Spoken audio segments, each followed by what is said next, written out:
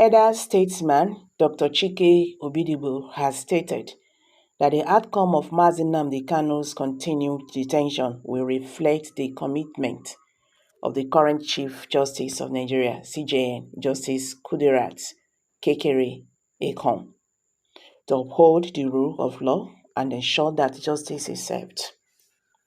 In a statement to journalists, Obidigbo, who is the president of the Osisoma Foundation, expressed concern over the detention of Kanu, the leader of the indigenous people of Biafra, IPOB, describing it as unbecoming for a citizen to be held as a prisoner of conscience in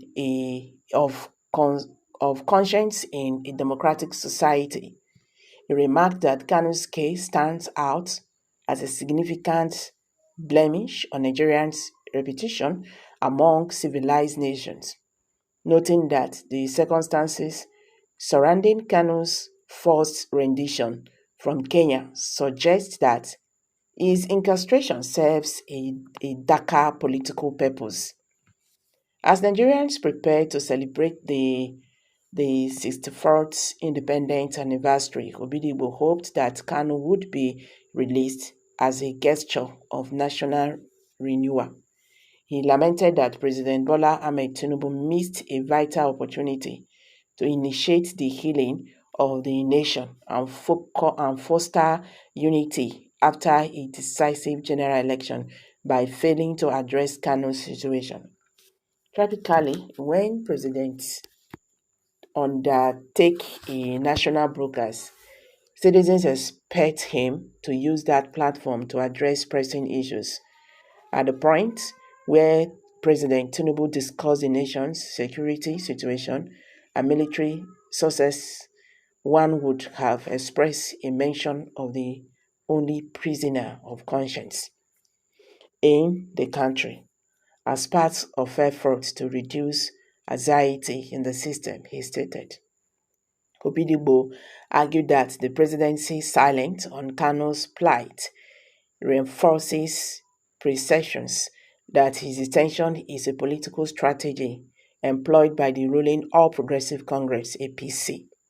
He emphasized that former President Muhammadu Buhari went to great lengths to ensure Kanu's forced rendition from Kenya under the guise of bringing him to trial.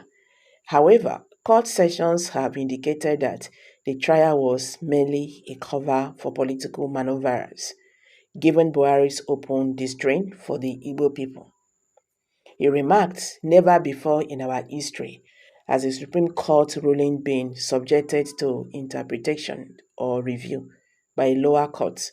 The decision to send the ceasefire back to the Federal High Court after the Appeals Court identified Kanu's forced rendition as a barrier to further trial has become an excuse for extrajudicial imprisonment. This injustice is unbecoming of a democratic nation." Obidigbo stressed that Kanu's only offense was advocating for a referendum to ascertain the willingness of Nigerians to live together, questioning whether the union was voluntary or imposed by colonial powers without input from the indigenous people. He expressed concern that Kanu's ongoing detention, despite appeals from well-meaning Igbo headers and friends, appears to be a deliberate attempt to instigate social unrest, provoking opportunities for anarchists, to wreak havoc in the southeast. However, Obidigbo remains optimistic that the opportunity or the appointment of a new female CJN will help extricate political intrigues from the legal proceedings against Kanu. He welcomed the new CJN's assurance that the judiciary would strive to be bastion of justice under her leadership. "I believe that Kanu's case will serve as a first aid test for the Chief Justice. It will review whether politicians will continue to manipulate the case for their power games, or if Kanu will be granted the freedom he deserves instead of suffering from the both forced rendition and ambiguous judiciary process, he concluded. Well, don't expect anything different too. The beat goes on. Birds of the same feather, they flock together. Let's keep our fingers crossed. Let's keep our fingers crossed. The unknown and unseen might happen. Who knows? Well, I'm dropping it here, guys. Kindly drop your comment below the comment section. Please don't forget to give us a thumbs up, share this video, let it go viral. Let Nigerians understand what is happening.